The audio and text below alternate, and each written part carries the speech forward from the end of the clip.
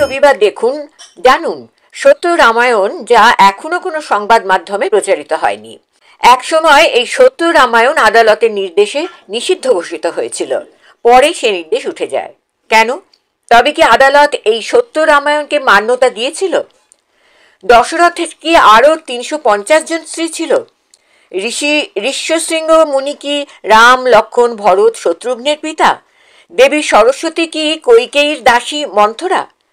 নারদের অভিশাপেই কি বিষ্ণুর মর্তে রাম হয়ে জন্মগ্রহণ? সীতা কি সম্মতি দিয়ে রাবণের সঙ্গে লঙ্কায় যান? রাম কি লক্ষ্মণকে হত্যা করতে চেয়েছিলেন? এমন অনেক অজানা তথ্য জানতে দেখুন সত্য রামায়ণ দিগদর্শন চ্যানেলে। প্রতি রবিবার রাত 10টায় প্রকাশিত হবে। লগ ইন করুন, সাবস্ক্রাইব, বেল আইকন ছুঁয়ে গ্রাহক হন। The information provided by the speaker, presenter on the IDAC platform is for general information purposes only. All information is provided in good faith. However, we make no representation or warranty of any kind, express or implied, regarding the accuracy, adequacy, validity, reliability, availability or completeness of this information. আর তো কিছুদিন বাকি, তারপরেই বাঙালির সেরা উৎসব, জাতীয় উৎসব দুর্গাপুজো আসতে চলেছে। এই দুর্গাপূজা কে করেছিলেন? অকাল বোধনে করেছিলেন রামচন্দ্র, এমনটাই নাকি রামায়ণে লেখা আছে। তবে আসলি রামায়ণে কিন্তু নয়। আসলি রামায়ণ যদি লিখে থাকেন বাল্মীকি, সেখানে কোথাও রামচন্দ্রের অকাল বোধনের কথা নেই।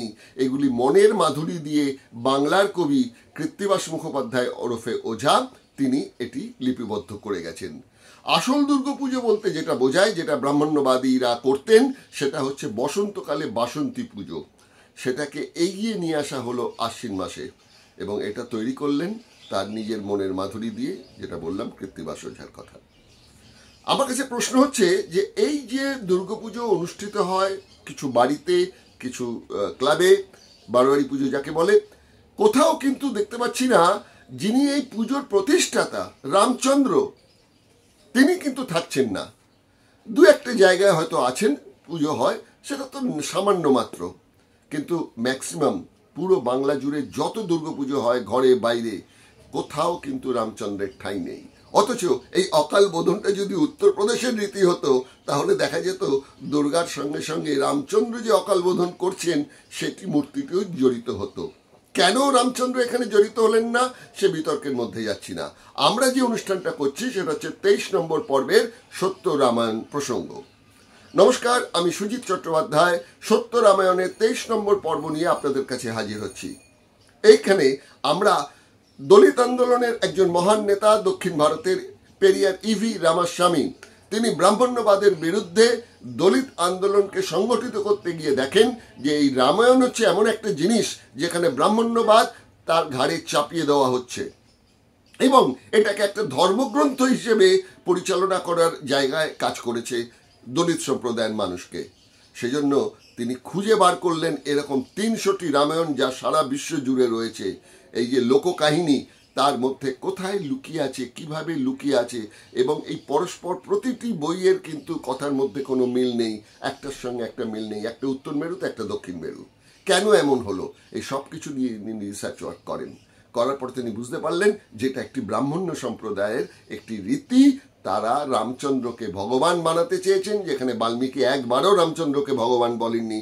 তিনি একজন মানুষ হিসেবে, একটি রাজা হিসেবে তিনি প্রতিষ্ঠা করেছিলেন। কিন্তু তুলসীদাস এবং আমাদের কৃত্তিবাস এছাড়াও আরও কয়েকজন লেখকের লেখার মধ্যে থেকে রামচন্দ্রকে ভগবান বিষ্ণুর অবতার হিসেবে দেখানো হয়েছে। সে যাই হোক, সে বিতর্কেও আমরা আবার যাচ্ছি না। আমরা এই যে সত্য রামায়ণ, সেটির বাংলা ভার্সন আমরা জানতে চেয়েছিলাম, কিন্তু আমাদের কাছে কোনো রকম স্কোপ ছিল না। দু একজন লেখক উঠে এলেন এই সত্য রামায়ণকে বাংলায় ট্রান্সলেট করার দায়িত্ব নিয়ে। তার অন্যতম হচ্ছেন আন্দোলনকারী, মানে বামপন্থী আন্দোলনকারী একজন যুক্তিবাদী মানুষ, একনিষ্ঠ কর্মী রঞ্জিত মিস্ত্রি। তিনি লিখলেন সত্য রামায়ণ এক সত্যের উন্মোচন। বইটি মার্কেটে পাওয়া যাচ্ছে, আপনারা যারা উৎসাহী তারা কিনে বইটি দেখতে পারেন এবং অনেক কিছু জানতে পারবেন বইটা দেখলে, যে আমাদের কিভাবে প্রতি মুহূর্তে বোকা বানানো হয়। যাই হোক, আবার বলছি, এই বিতর্কে আবারও যেতে চাইছিলাম। আমরা সরাসরি এই রঞ্জিত মিস্ত্রির সঙ্গে রামায়ণের প্রতিটি চরিত্র ধরে ধরে আলোচনা করছি।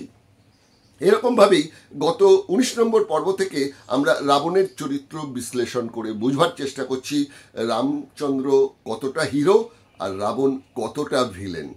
চলুন সেই সাক্ষাৎকারে আবার রাবণ সম্বন্ধে আমরা বিশ্লেষণ করি। তার আগে একটা ছোট্ট প্রতিবেদন আপনাদের দেখাতে চাই। প্রতিবেদনটা দেখে আপনারা চলুন সরাসরি চলে যাব সেই সাক্ষাৎকারে। সাক্ষাৎকারে থাকছেন রঞ্জিত মিস্ত্রি, গণ আন্দোলনের একজন কর্মী এবং যুক্তিবাদী এক কর্মী। চলুন দেখি। রামায়ণের কাহিনীর কি কোনো ঐতিহাসিক প্রমাণ আছে? এ প্রশ্নের উত্তর আজও নেই। কিন্তু লোকবিশ্বাসে রামচন্দ্র স্বয়ং ভগবান আর রাবণ মহাপাপী। রামের সঙ্গে সীতাহরণের আগের মুহূর্ত পর্যন্ত কিন্তু কোনো শত্রুতা ছিল না রাবণের। তেমন কোনো ঘটনার কথা বাল্মীকিও লেখেননি। রামায়ণকে যদি একটা বৃহৎ কোনো একটি মহাকাব্য হিসেবে বলা যায়, সেক্ষেত্রে চরিত্র নির্মাণে বাল্মীকি বা পরবর্তীকালে রামায়ণ লেখকরা কি ধারাবাহিকতা বজায় রাখতে পেরেছিলেন? মূল রামায়ণ রচয়িতা হিসেবে যদি বাল্মীকি নামের কোনো এক ব্যক্তিকে মেনে নেওয়া যায়, তবে তার রচনায় সীতাহরণ করলেও রাবণকে এক মহান রাজা হিসেবে বাল্মীকি বর্ণনা করেছেন। অথচ বাংলার ব্রাহ্মণ কবি কৃত্তিবাস মুখোপাধ্যায় ওরফে ওঝা রামায়ণের মূল চরিত্র রামকে ভগবানের আসনে বসালেন। তুলসীদাসও আওয়াধি ভাষায় লেখা রামায়ণে রামচন্দ্রকে একইভাবে ভগবানের আসনে বসালেন। এরা কেউই বাল্মীকির রামায়ণকে পুরোপুরি অনুসরণ করেননি। তুলসীদাস তার রামায়ণের মুখবন্ধে নিজেই লেখেন, আয়াদি ভাষায় তার বঙ্গানুবাদে সতীশচন্দ্র দাশগুপ্ত লিখে দেন, বহু পুরাণ বেদ ও শাস্ত্র কথা যা মূল রামায়ণে, তাহা আমি নিজের অনুভব ও অন্তরের অনুভব একত্র করিয়া নিজের সুখের জন্য রঘুনাথজির গাথা রচনা করিয়াছি। অতি বড় রামভক্তরাও অস্বীকার করতে পারবেন না যে বাল্মীকি রামায়ণ রচনা করেছেন। সেটা বলা হয় যে সময়কার কথা, হিন্দু ধর্মের তখন তো উৎপত্তি হয়নি। সনাতন ধর্মকে হিন্দু ধর্ম হিসেবে গুলিয়ে দেওয়ার একটা প্রচেষ্টা বহুলাংশে কিন্তু সফল হয়েছে। এটা বলা যায় যখন হিন্দুত্ববাদীরা সনাতন হিন্দু ধর্ম বলে হিন্দু ধর্মকে বহু প্রাচীন বলে মেনে নেন। 1900 খ্রিস্টাব্দে ক্যালিফোর্নিয়ার প্যাসাডেনায় শেক্সপিয়ার স্মরণ অনুষ্ঠানে বিবেকানন্দ বলেছিলেন, রামায়ণের কবি বাল্মীকি পরবর্তীকালে অপরের রচিত অনেক আখ্যানমূলক কবিতা ওই প্রাচীন কবি বাল্মীকির পরিচিত নামের সঙ্গে জড়িত হয়ে ওঠে। ব্রাহ্মণ্যবাদী আদি সংস্কৃতির ধারক বাহকেরা অনার্য সভ্যতাকে ধ্বংস করে আর্য সংস্কৃতি প্রতিষ্ঠা করতেই রামকে হিরো ও রাবণকে ভিলেন বানায়, এক সুপরিকল্পিত সংস্কৃতি ছড়িয়ে দিয়ে।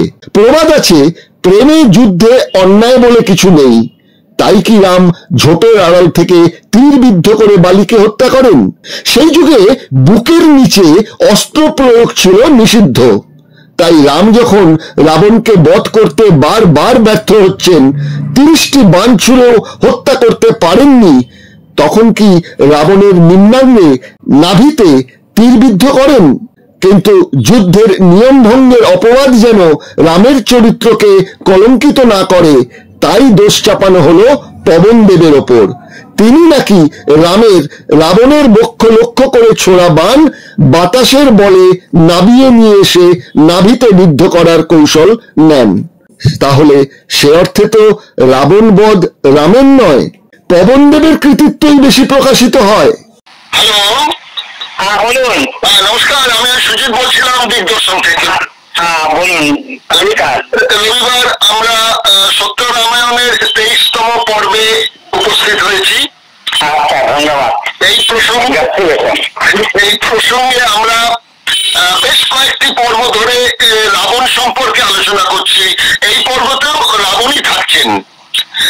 প্রথম কথা হচ্ছে, এই রাবণের সঙ্গে রামচন্দ্রের সীতাহরণের আগে কোনো ধরনেরই শত্রুতা ছিল না, কিন্তু সীতাহরণ হবার পরেই রামের সঙ্গে শত্রুতা বিষয়টা দাঁড়ালো।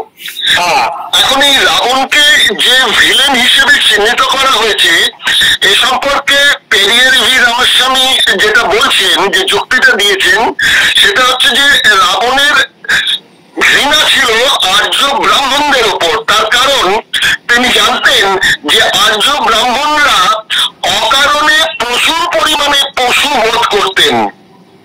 এই অকারণে পশু বধ রাবণ পছন্দ করতেন না, যার জন্য তখনকার দিনের ওই বৈদিক ব্রাহ্মণদের প্রতি তার একটি ঘৃণা বলুন, ক্ষোভ বলুন, এটা কাজ করছিল। সুতরাং ব্রাহ্মণ্য ধর্মের যারা রয়েছেন সেই সময় বৈদিক কালের, তারা চাইতেন না যে রাবণের অস্তিত্ব আর পৃথিবীতে থাকুক। যার ফলে এই ব্রাহ্মণ্যবাদী সংস্কৃতি এই রাবণের আখ্যান তৈরি করে রামকে হিরো এবং রাবণকে ভিলেন বানানো হয়েছে। এ সম্পর্কে কি বলবেন? আপনি একটা কথা ভালো বলেছেন। এই কথাটা যদি আরেকটু মূল্যায়ন করা যায় তাহলে আপনি দেখতে পাবেন যে প্রথম দিক থেকে রাবণকে হত্যা করার জন্য কোন পরিকল্পনা মাফিক যে গেছে ভগবানের, সেটা কিন্তু নয়। আচ্ছা, আপনি যদি পুরো এটা পড়েন তবে সেখানে কিন্তু এটা নয়। কিন্তু রাবণ ওখানে যাওয়ার পরে যখন তার বোনকে অ্যাটাক করা হলো, তারপর থেকেই সে চরিত্রবান নয়, সে ভালো নয়, রাবণ একটা এসে হাজির হয়ে গেল। এটা কিন্তু একটা অদ্ভুত ব্যাপার। এটা একেবারে মানে আপনি দেখতে পাবেন খুব ধারাবাহিক ভাবে এটা দেখা যাচ্ছে যে এইভাবে সেটাকে মানে তৈরি করেছে, করে করেছে। ঠিক এই ব্যাপারটাই আমরা দেখতে পাচ্ছি রামায়ণের সুন্দরকাণ্ডের 6 নম্বর স্বর্গে, যেখানে হনুমান যখন লঙ্কা থেকে ফেরত এলেন, এসে রামকে সীতার সংবাদ দিচ্ছেন, তখন তিনি লঙ্কার ভূয়সী প্রশংসা করছেন এবং তিনি এও বলছেন যে লঙ্কার অনেক রমণীদের সঙ্গে তিনি কথা বলে বুঝবার চেষ্টা করেছিলেন তারা রাবণের প্রতি কিরকম, তারা আর কি রাবণ সম্পর্কে তাদের ধারণাটা কি। সেখানে নাকি হনুমান যেটা শুনেছেন এবং রামচন্দ্রকে এসে বলছেন যে সেখানকার মেয়েরা নাকি রাবণ বলতে একদম অজ্ঞান ছিল।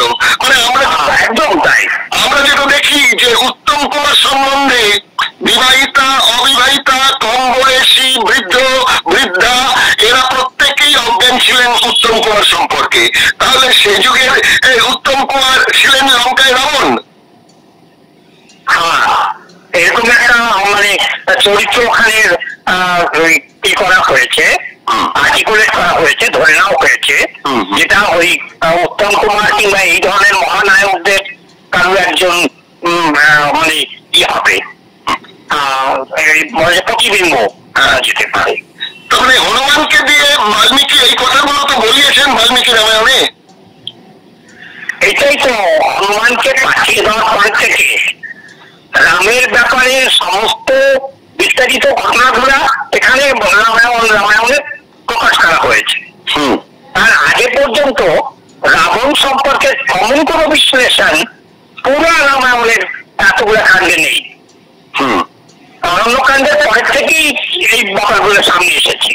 আচ্ছা আচ্ছা, আরেকটা ব্যাপার আপনাকে জিজ্ঞাসা করি, সেটা হচ্ছে আমাদের এই বাংলার যে কৃত্তিবাসী রামায়ণ, এখানে 124 নম্বর পৃষ্ঠায় কৃত্তিবাস লিখছেন যে লঙ্কামাতার সূত্র বলে একটি জায়গা, সেখানে উনি লিখছেন যে রাবণ বৌদ্ধ ধর্মে দীক্ষিত ছিলেন। তার মানে কৃত্তিবাসী রামায়ণ স্বীকার করে নেওয়া হলো যে সে সময় বৌদ্ধ ধর্মের একটা বিশাল প্রসার এবং প্রচার ছিল লঙ্কা সহ ভারতে। ছিল তো, এটা একদম ছিল বলতে আপনি যদি ঐতিহাসিক পটভূমিতে দেখেন তবে আপনি যীশু খ্রিস্টের 500 বছর আগে যে বৌদ্ধ ধর্মের যে প্রচলন ছিল সেটা পরবর্তীকালে একটা দীর্ঘ সময় ধরে বৌদ্ধ ধর্মের প্রভাব রয়েছে ভারতবর্ষের বিভিন্ন প্রান্তে। পরবর্তীকালে এখান থেকে মনু আসার পর থেকে এখান থেকে ধীরে ধীরে ধীরে ধীরে বিতাড়িত হয়েছে। কিন্তু তার আগে এই আর্যরা যখন প্রবেশ করছে, সমাজের মধ্যে প্রবেশ করছে, তখন প্রবেশ করতে গিয়া তাদের কাছে টুকরো টুকরো বাধা আসছে। সেই বাধাগুলো মূলত গুলা আঞ্চলিক ভাবে, সেটা কখনো শ্রীলঙ্কায় আসছে, দক্ষিণ উত্তর ভারতের প্রথম থেকে এসেছে, সেটা আমরা নির্মূল করেছি। তারপরে যেমন হারপন মাঞ্জেদর থেকে শেষ করেছে, তারপরে যখন দক্ষিণে প্রবেশ করছে তখন এক একটা জায়গায় এক এক জায়গায় তাদের এক এক রকমের সমস্যার সম্মুখীন হচ্ছে। এবং এই উন্নত মানের যে বৌদ্ধিক যে ভাবনা চিন্তা ছিল, পশু হত্যা করবে না, মানে কি করবেন না, মানে সৎ মানুষ হবে, তৈরি হবে। আজকেও বৌদ্ধ ধর্মের যারা প্রচারক তারা কিন্তু এই কথাই বলে যে তোমাকে শুদ্ধিকরণ করতে হবে। তাই এইটা দেখা গেছে যে টুকরো টুকরো ভাবে যখন ঢুকেছে আর্যরা, তখন এই টুকরো টুকরো ভাবে সবাইকে আস্তে আস্তে এলিমিনেট করার চেষ্টা করেছে। সেই এলিমিনেটের সামনে এসে গেছে রাবণ। রাবণ আসলে রাবণকেও শেষ করার চেষ্টা করেছে, কারণ রাবণের যে সভ্যতা ছিল সেটা, যদিও সে রাজা ছিল, তার অনেকগুলো মহারানী ছিল, এগুলো সবার চরিত্র, কিন্তু তা সত্ত্বেও তার একটা ব্যক্তিগত এই ছিল, মানে বলা চলে যে জ্ঞান কিংবা জ্ঞানী ব্যক্তি ছিলেন, করেছেন এগুলো একের পর এক এলিমিনেট করার চেষ্টা করেছেন। প্রথমে সূর্যকে পেয়েছেন, সূর্যকে হত্যা করেছেন, তারপরে রাবণকে করেছেন, মহিষাসুর যতগুলো আছে সবাই কিন্তু আপনি এইভাবে দেখবেন। আর এবং সবার মধ্যে একটা করে বিচ্ছেদ পাওয়া গেছে, বিকেয়াল বিভীষণ পেয়েছে, পালি ভাই পেয়েছে, সবাইকে অ্যাটাক করে পেয়েছে, আর সেগুলোকে নিয়ে শেষ করেছে। তার মানে আমাদের মধ্যে যারা আমাদের মধ্যে ছিল, আজকেও দেখা যায় যে যারা এই ব্রাহ্মণদের ই করে যাচ্ছে, মানে সেবা করে যাচ্ছে, সেই ধরনের শ্রেণী তখন ছিল। আর যার ফলে আমাদেরকে আমাদের সভ্যতাকে ধীরে ধীরে শেষ করা হয়েছে। আরেকটি বিষয় আপনার কাছে একটু জানতে চাইবো, সেটা হচ্ছে যে একটি অংশে গিয়ে আমি আরেকটা যুক্তি খুঁজে পাচ্ছি না। সেটা হচ্ছে বলা হচ্ছে যে বেদমতীকে নাকি দর্শন করতে উদ্যত হয়েছিলেন রাবণ, সেই সময় বেদমতী আত্মহত্যা করেন।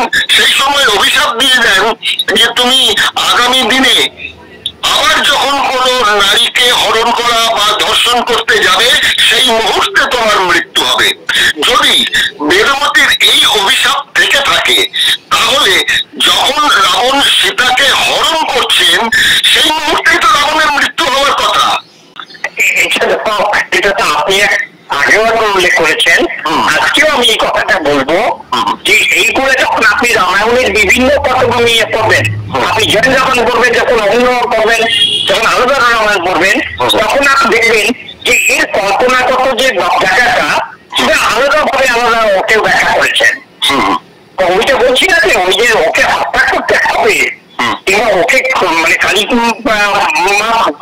কালী মাখাতে হবে সে চরিত্রকে, তার জন্য এগুলো লেখকের ওই সময়কার মহানবাদী ব্যবস্থা হোক, তারা রাবণকে সেইভাবে তৈরি করার চেষ্টা করেছে, তার ইমেজটাকে, যাতে তাকে শেষ করা যায়।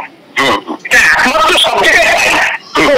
আমি একটা কথা ভাবুন না, এটাকে যেভাবে ধারণ করে নিয়ে গেছে, এটা সত্যি কথা তার সেখানেই বন্ধ হওয়া উচিত ছিল, কিছুই হলো না। কেন হলো না? যদি সত্যি সে অভিশাপ পাবে তাহলে কেন হলো না? মানে সম্পূর্ণভাবে এটা কাল্পনিক ভাবে ওকে তৈরি করা হয়েছে, আর কিছুই না। এবার আমি যে প্রশ্নটা আসবো, বলতে গেলে রাবণ সম্পর্কে শেষ প্রশ্নেই আসছি। সেটা বলা হচ্ছে যে রাম বিশাল বীর ছিলেন, রাবণও বীর ছিলেন, সে কথা স্বীকার করা হয়েছে, কিন্তু রাবণের থেকে বেশি বীর ছিলেন রামচন্দ্র, যার জন্য রামচন্দ্র রাবণকে হত্যা করতে পেরেছিলেন। আবার যদি বাল্মীকি রামায়ণ দেখি, তাহলে দেখতে পাচ্ছি যে রাম খুব সহজে রাবণকে কিন্তু হত্যা করতে পারেননি। তাকে প্রথমে তো কৃত্তিবাসী রামায়ণ অনুসারে তাকে দুর্গার আরাধনা করতে হয়েছে। ব্রহ্মা যখন দেখলেন যে কিছুতেই রাবণকে হত্যা করতে পারছেন না রাম, কেননা আমরা দেখতে পাচ্ছি যে এর আগে রাম বাল্মীকি রামায়ণ অনুসারে যে 30টা তীর মেরে 10টা তীর মেরেছেন মাথায়, আর 20টা তীর মেরেছেন তার 20 হাতে। তারপর দেখা যাচ্ছে তার নতুন করে হাত গজিয়ে যাচ্ছে, নতুন করে মাথা গজিয়ে যাচ্ছে, রাম বারে বারে পরাস্ত হচ্ছেন রাবণকে মেরে ফেলতে। সেই সময় নাকি বলা হয় যে 31 নম্বর যে তীর, সেই তীরটি রামচন্দ্র বক্ষ মানে রাবণের বুক লক্ষ্য করে ছুঁড়েছিলেন। কিন্তু ইন্দ্র এবং ব্রহ্মা এরা বুঝতে পারেন যে এভাবে তো রাবণকে রাম বধ করতে পারবেন না। তখন তারা নাকি যে ওই তীরটি বাতাসের চাপ সৃষ্টি করে এমন ভাবে যেন তীরটিকে বুক যে লক্ষ্য করে রাম ছুড়েছিলেন তীরটা, সেটা বাতাসের চাপে যেন নামিয়ে নিয়ে এসে রাবণের নাভি লক্ষ্য করে যেন তীরটি বিদ্ধ হয়, কেননা রাবণের নাভিতেই তার প্রাণবায়ু ছিল। এটা যদি হয় তাহলে দুটো প্রশ্ন এসে যাচ্ছে। একটা হচ্ছে যে রাম যেভাবে বালিকে অন্যায় যুদ্ধে মেরেছিলেন বিশ্বাসঘাতকতা করে, তার তো মারার কথা নয়, কেননা বালি সুগ্রীব লড়াই হচ্ছে, তিনি ঝোঁকের আড়াল থেকে তীর মেরে বালিকে হত্যা করলেন। আবার এক্ষেত্রেও রাম যখন রাবণকে হত্যা করতে পারছেন না, তখন রামের তীরটাকে তার নাভিতে বিদ্ধ করানো হলো। কিন্তু সে যুগে জানি যে যুদ্ধের নিয়ম ছিল যে কোন যোদ্ধার নিম্নাঙ্গে কোন অস্ত্র ক্ষেপণ করতে পারেন না, মানে এটা যুদ্ধের আইন বিরুদ্ধ। সেক্ষেত্রে পবনদেব এই রামের তীরটিকে বুক থেকে বাতাসের চাপে নামিয়ে নিয়ে এসে নাভিতে বিদ্ধ করলেন। তাহলে তো একভাবে বলতে হয় যে রাম রাবণকে হত্যা করেননি, পক্ষান্তরে পবনদেবী রাবণকে হত্যা করেছেন। এটা তো ঘটনা যে ফার্স্ট পার্টি ইউজ করেছে, ওরা ব্যাপারটায় রাবণের নিজের কোনো কর্তৃত্ব নেই। শিশু অবস্থা থেকে শেষ পর্যন্ত রাবণ একটা সত্যি একদম এক ধরনের মানে বিচিত্র ক্যারেক্টার। এখানে কোনো ক্ষমতা ছিল না, সম্পূর্ণভাবে সবগুলো অবস্থা তৈরি করে তাকে একজন মহান বানানো হয়েছে। এবং এই কাহিনীটা যদি সত্যি মানুষের সামনে তুলে ধরা হয়, তবে আপনি যে কথাগুলো বলছেন এইভাবে যখন সাধারণ মানুষ জানতে পারবে, যা সত্যিকার মাথায় যদি মানে চিন্তন দিয়া চেতনা দিয়ে যদি এটাকে বিচার করেন, তখন কিন্তু এই কথাগুলো কেউ বিশ্বাস করবে না। এবং এটা ঘটনা যে রাম সে মহান করার জন্য বিভিন্ন ভাবে মিথ্যা দুরাচার সবকিছু দিয়ে বলে দিয়ে তারপরে তাকে ওই জায়গায় নিয়ে যাওয়া হয়েছে। আর এটা সত্যি কথা যে ও নিজে কিচ্ছু করতে পারেননি, বিভিন্ন লোকের সাহারায় ও রাবণকে হত্যা করেছে। আমাদের আপনি একটা কথা চিন্তা করে দেখুন এখানে যে রাবণ কত বড় এই মানুষ, যে কত বড় এই মহান, যে তাকে মারার জন্য এতগুলো ইউজ করা হয়েছে, এতগুলো কায়দা সুযোগের সন্ধান করা হয়েছে তাকে মারা যায়। এটা একটা বড় ব্যাপার। এই ব্যাপারে বলতে গেলে যে এই যে অনেকে দক্ষিণ ভারতে যারা রাবণকে গ্লোরিফাই করে, আমি তো বলবো তারা রাবণ সত্যি তারা অনেক বেশি মহান যে তারা রাবণকে গ্লোরিফাই করে, কারণ সে গ্লোরিফাই হওয়ার যোগ্য। এবার আপনার কাছে শেষ প্রশ্নে চলে আসছি আধুনিক যুগে।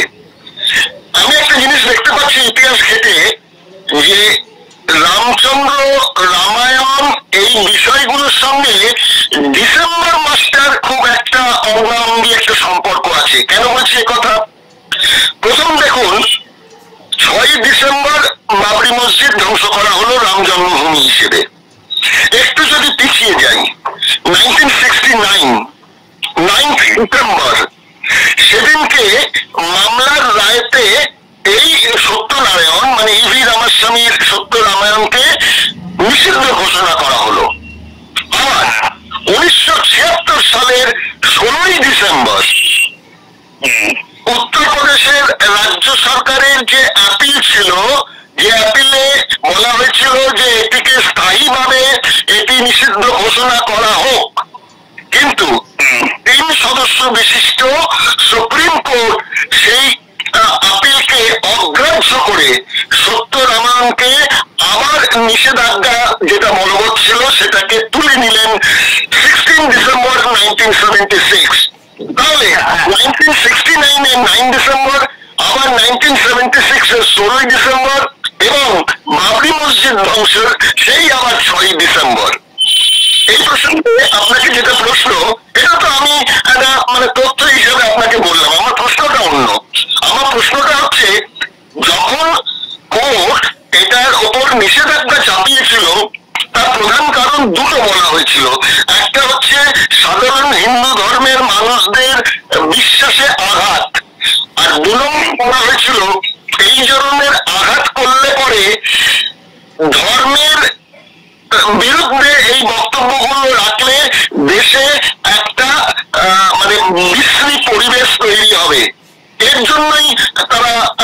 হয়েছিল এটাকে যেন পাকাপাকি ভাবে নিষেধাজ্ঞা বজায় থাকে, কিন্তু সুপ্রিম কোর্ট এটাকে খারিজ করে দিল। এই বিষয়টা যদি একটু বলেন। দেখুন, আপনি একটা ভালো রিসার্চ করেছেন এবং এর জন্য আমি আপনাকে ধন্যবাদ দেব, কিন্তু আপনাকে সঙ্গে সঙ্গে একটা কথা আমি মনে করিয়ে দিই যে এই সময়টাই, এই 1976-এই ভারতবর্ষের সংবিধানে আরো দুটো শব্দ যোগ হয়েছে, সেকুলার আর সমাজবাদ। এই শব্দ দুটো কিন্তু সেই সময় প্রয়োগ হয়েছে। তার মানে এই যে এমার্জেন্সিটা এসেছে, এই এমার্জেন্সিটা সত্যি কি মানে ইন্দিরা গান্ধী যে এমার্জেন্সিটা লাগিয়েছিল সেটা কি আরএসএস কে দমন করার জন্য করেছিল, যে আরএসএস এর যে উত্থান চলছে এবং জেপি আজকে সবাই বলছে এটা, যে জেপি যে ওটাও আরএসএস এর টুলকিট ছিল। এই যে জেপি আন্দোলন ইয়া আন্না আন্দোলন এটাই কিন্তু টুলকিট ছিল। এবং ওই সময় এই সংবিধানে যেটা দুটো শব্দ দেওয়া হয়েছে, আজকের আরএসএসরা সেই দুটো শব্দ নিয়ে কিন্তু অনেক মানে খেতে আছে। তার সঙ্গে সঙ্গে রামায়ণকে ব্যান করেছে, সেটাও সেই 1976-এ। যদি আজকে হতো তো আজকে না ওই সংবিধানে ওই দুটো শব্দ জোড়া যেত, না এই সেটা রামায়ণকে ব্যান করা যেত। আজকে যে পৃথিবীগুলো সুপ্রিম কোর্টে বসে আছে তারা কেউ উঠতে দিত না। তার মানে ওই এমার্জেন্সি দূরে কাজ করেছে। যদি শ্রমজীবী মানুষরা সাধারণ মানুষের পক্ষে দেখি, এই দুটো করার পরে একটা পজিটিভ জায়গা, এখন আন্দোলনের জায়গা একটা পজিটিভ জায়গা হয়েছে। আপনি একটা ভালো রিসার্চ করেছেন এবং সুন্দর জিনিস তুলে ধরেছেন। তার সঙ্গে আমি এটা অ্যাড করলাম যে 1976 এমার্জেন্সির সময় এই যে কাজগুলো হয়েছে এগুলো আমাদের পক্ষে একটা ভালো কাজ। এই প্রসঙ্গে আন্দোলনের কথা বলি, এই প্রসঙ্গে যে শেষ পর্যায়ে চলে এসেছি, এখানে শেষ পর্যায়ে এটুকু বলছি এই প্রশ্নের মানে সূত্র ধরেই, সেটা হচ্ছে এলাহাবাদের হাইকোর্টের যে রায়টা আমাদের সর্বোচ্চ আদালত মানে বাতিল করলো, তখন ওই সর্বোচ্চ আদালতের 3 জন বিচারপতি ছিলেন, 3 বিচারপতির ডিভিশন বেঞ্চ। একজন অধ্যক্ষ ছিলেন বিচারপতি VR কৃষ্ণ আয়ার, অন্য 2 বিচারপতি ছিলেন PM ভাগবতী এবং সৈয়দ মুর্তজা ফজল আলী। এরা 3 জন কিন্তু পরিষ্কার ভাবে বলেছিলেন যে এটিকে নিষিদ্ধ রাখার জন্য উত্তরপ্রদেশের রাজ্য সরকার যা যা দাবি করছেন সেগুলোর ঠিক ঠিক তথ্য সহকারে, সেইগুলোর সাপেক্ষে কোনো প্রামাণ্য নথি দাখিল করতে পারলেন না, যার জন্য আমরা এই এলাহাবাদ হাইকোর্টের রায়কে বাতিল বলে ঘোষণা করছি এবং বইটি পুনরায় প্রকাশ করার ব্যাপারে যেন কোনো বাধা না থাকে এটা বললেন। তার মানে বোঝা যাচ্ছে যে উত্তরপ্রদেশ সরকার এটিকে বাতিল করার জন্য যে যে প্রামাণ্য নথি নিয়ে লড়াই করার দরকার ছিল সেরকম কোনো প্রামাণ্য নথি জোগাড় করতে পারেননি, ছিলই না। যদি করতে যেত, যদি আরো বিস্তারিত ভাবে করতে যেত, তবে আরো বেশি তাদের মানে জঘন্য অবস্থা করে যেতে হতো। যে রামায়ণের উপরে আজকে সামান্য বিশ্বাস মানুষের আছে, সেটাও শেষ হয়ে যেত যদি ওরা ওই ভুলটা করতো। যদি তখন এই প্রমাণ নিয়ে আরো বেশি প্রমাণ নিয়ে যেত, তবে ওদের অবস্থা আরো খারাপ হতো। তবে রামায়ণকে নিয়ে আজকে আর মানুষের কাছে যাওয়া যেত না। এই জন্য আপনি দেখবেন একটা জিনিস, যত রকমের সমালোচনামূলক কোনো পুঁথিয়ে আছে আরএসএসের বিরুদ্ধে, সেটা নিয়ে কিন্তু এরা কখনোই সমালোচনা হয় না। সেটাকে ধামা চাপা দিয়ে রেখে সেটাকে নিয়ে মিথ্যা প্রচার করে সেই জায়গাটা তৈরি করার চেষ্টা করে। এটাও তাই হয়েছে। এই ব্যাপারে আপনি যে বইটি লিখেছেন রামায়ণ এক সত্যের উন্মোচন, এই বইয়ে তো আপনি বিস্তারিত ধরুন 99 পৃষ্ঠা থেকে শুরু করে আমি যা দেখতে পাচ্ছি প্রায় 10-12টি পাতা আপনি 10-12টি কেন তার বেশি পাতা আপনি উল্লেখ করেছেন এই মানে কোর্টের মামলার বিষয়বস্তুগুলো নিয়ে। তো আপনি কি মনে করছেন যে এই উত্তরপ্রদেশ সরকারের যে কৌশলী ছিলেন তিনি ভালোভাবে প্রজেক্ট করতে পারেননি এই পেরিয়ার রামাস্বামী রামায়ণটাকে ব্যান করার ব্যাপারে?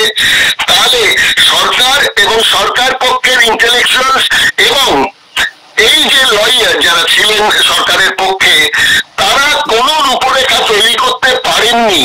যদি না পেরে থাকেন তাহলে এলাহাবাদ হাইকোর্ট কিসের ভিত্তিতে এটা তখন নিষেধাজ্ঞা চাপিয়েছিল? না না, এলাহাবাদ হাইকোর্টেও হেরে গেছে। আচ্ছা, সেটা বিতর্কটা ঠিক মতো করতে পারেনি। সেটা পরে এলাহাবাদ হাইকোর্টেও হেরে গেছে উত্তরপ্রদেশ সরকার। তারপরে এলাহাবাদ হাইকোর্ট থেকে সুপ্রিম কোর্টে নিয়ে গেছে, সেটা সরকার গেছে, নাকি লালু সিং যাদব? প্রকাশক যায়নি। না না, লালু সিং যাদব গিয়েছিলেন। না, আমি কথা হচ্ছে যে এলাহাবাদ হাইকোর্টে হেরে যাওয়ার পরে রাজ্য সরকারই সুপ্রিম কোর্টে আপিল করেছিল। না, তাহলে এটা তো প্রথম যে নিষেধাজ্ঞা চাপিয়েছিল সেটা তো এলাহাবাদ হাইকোর্টই চাপিয়েছিল। না না না, সেটা সরকার করেছিল। সরকার, কোনো আদালতের নির্দেশ ছিল না। না না, আদালতের নির্দেশে নয়, সরকার তার নিজের জায়গা থেকে, সামন্তবাদী ভাবনার জায়গা থেকে, তাদের প্রেসারে, সামন্তবাদীদের প্রেসারে সে এটাকে ব্যান করেছিল। ব্যান করার পরে লালু সিং যাদব হাইকোর্টে যায়, সেখান থেকে জিতে যায়। যখন সেখান থেকে জিতে যাওয়ার পরে সরকার তারপরে হাইকোর্ট, সুপ্রিম কোর্টে যায়, হাইকোর্ট থেকে পিটিশন করে, সুপ্রিম কোর্টেও হেরে যায়। আচ্ছা, বলা হচ্ছে যে দক্ষিণ ভারতের পেরিয়ার ইভি রামাস্বামী যেমন, তেমনি উত্তর ভারতের হচ্ছেন লালন সিং। এই লালন সিং এর পরিচয়টা একটু দেবেন সংক্ষেপে? লালন সিং একজন অর্জক সংঘ বলে একটা সংঘ আছে, ছিল। সেই সংঘ নিয়ে দলিত আন্দোলনের একটা মুখ ছিলেন। আচ্ছা। এবং দলিত আন্দোলনের মুখ থাকাতে উনি ভারতবর্ষের বিভিন্ন মহান পুরুষদের মধ্যে সবচেয়ে বেশি যাকে মনে করেছে যে দলিত আন্দোলনের কিংবা এই আন্দোলন অস্পৃশ্যতার বিরুদ্ধে লড়াইয়ে, সেটা হচ্ছে পেরিয়ার। এবং পেরিয়ারের এই বইটাকে পাওয়ার পরে উনি এই বইটাকে নিয়ে অনেক পরিশ্রম করেছেন। প্রায় 10 বছর ধরে এই বইটা পরিশ্রম করার পরে, কারণ যে ভাষাগত পেরিয়ার ছিল, যেহেতু পেরিয়ার ম্যাক্সিমাম লিখেছেন সাউথ ইন্ডিয়ান ভাষায়, তারপরে সেটাকে ইংলিশে বন্ধ করা, তারপরে সেটাকে হিন্দিতে করা করে এই বইটাকে তৈরি করেছেন, সেটা কিন্তু উনি করেছেন। লালু সিং যাদব মহান ইয়ে ছিলেন, মানে দলিত নেতা ছিলেন। বিভিন্ন পুস্তক দেখেন, তবে কিন্তু আপনার মানে অবাক হয়ে যাবেন ওই সময় তিনি কিভাবে লড়াই করেছেন। যার ফলে এই বইটাই শুধু নয়, তাছাড়া উনি অনেক বিশাল বিশাল আন্দোলন করেছেন। তাহলে ওনাকে বলা হয় উত্তর ভারতের পেরিয়ার। হ্যাঁ, সেইটাই বলছি। তাহলে শেষ কথাটা এটা একটু আক্ষেপ থেকে বলাই যেতে পারে যে দলিত আন্দোলনে দক্ষিণ ভারতে বিপ্লব করেছেন পেরিয়ার ইভি রামাস্বামী, উত্তর ভারতে করেছেন লালু সিং যাদব। কিন্তু এই যে মানে অনার্য মূল নিবাসী যে দলিত সম্প্রদায় একটা বৃহৎ অংশ বাংলায়, সেখানে সেরকম ভাবে কেউ ওই পেরিয়ারের মতন আমরা কাউকে বলতে পারছি না যে ইনি বাংলার পেরিয়ার। নাই তো, বেঙ্গলে একজনও তেমন নেই এই পেরিয়ার কিংবা লালু সিং যাদবের সমকক্ষ কোনো আন্দোলনে যুক্ত ছিলেন। বাংলার একটা অসুবিধা আছে, বাংলার অসুবিধাটা প্রথম থেকেই একটা, যে বাংলার মানুষরা একটু মানে এতটা বেশি মারাত্মক অবস্থায় ছিল না কাস্ট রিজার্ভের আঘাতে। এখানে কেমন, যেহেতু এখানে ব্রাহ্মণরা অনেক বেশি শক্তিশালী ছিলেন না, এখানে ব্রাহ্মণরা ছিলেন অনেক কম সংখ্যায়, 2-3% ব্রাহ্মণ ছিলেন। তারপরে ব্রাহ্মণদের যে আধিপত্য বিস্তারবাদী, সেটা আপনি বলতে পারেন যে বলা হচ্ছে ব্রাহ্মণের পরের থেকে, তখন পাল বংশ এখানে এসেছে, তখন ওদের ইটা কমে গেছে, ওদের যে আধিপত্য বিস্তারের ইটা রয়েছে সেটা কমে গেছে। যার ফলে এখানে এই স্বাধীনতাটা কিছুটা ভোগ করেছেন। কিন্তু নমশূদ্র জাতিরা যারা ছিলেন, তারা কিন্তু একটা বড় অংশ, তারা যখন কনভার্টেড হয়ে গেছেন, ম্যাক্সিমাম কনভার্টেড হয়ে গেছে, কনভার্টেড হওয়াতে এখানে দলিত আন্দোলন কিংবা বাকি আন্দোলনের মহান কেউ এখানে জন্মায় নেই।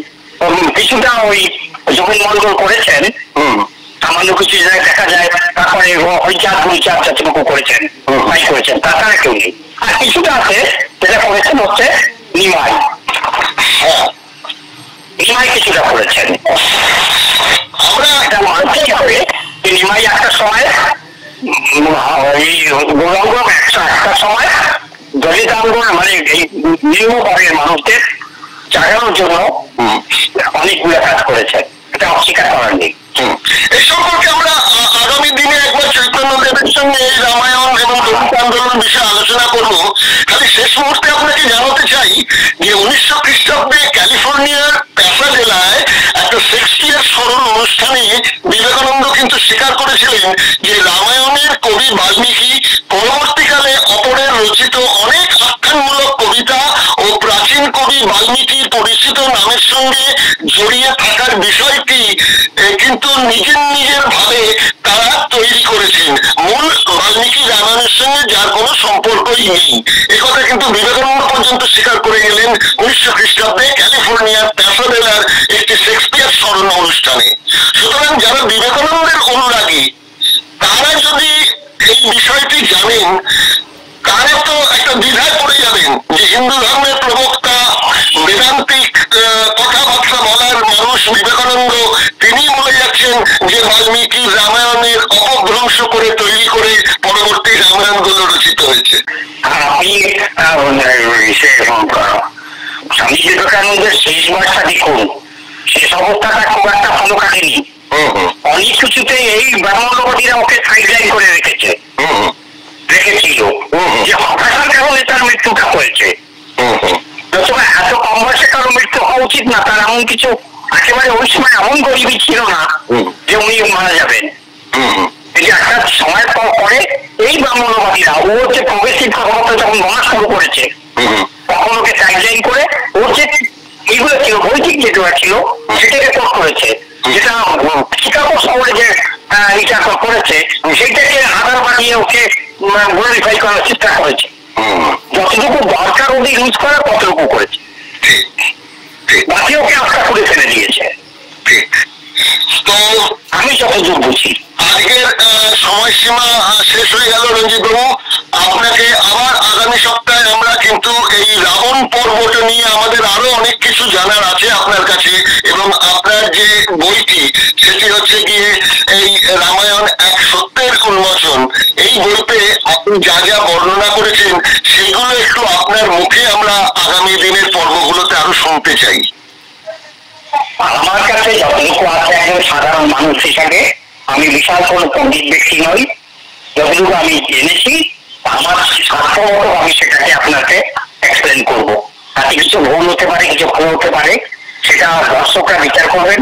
যদি কোনো রকম ত্রুটি থাকে অবশ্যই কেউ যদি উল্লেখ করেন তাহলে আমি সেটা মেনে নেবো। 100বার আমি বর্তমান আপনার চিন্তা নিয়ে কাজ করি। 100বার ঠিক আছে, তাহলে আজকে অনুষ্ঠান এখানে শেষ করছি রঞ্জিত বাবু। আপনাকে ধন্যবাদ।